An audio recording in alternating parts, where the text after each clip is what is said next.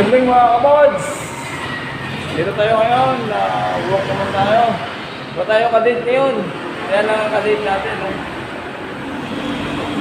Sa nag-date ngayon, ingat kayo sa pag-uwi.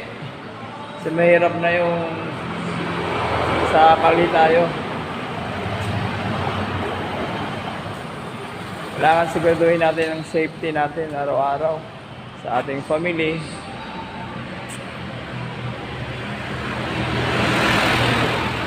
Sa mga anak ko, huwag kayo lumabas sa bahay. May nakunguha naman ng bata dyan sa Alabang. Pag mahuli ko yung mga yan, babalatan ko ng buhay yan. Oh.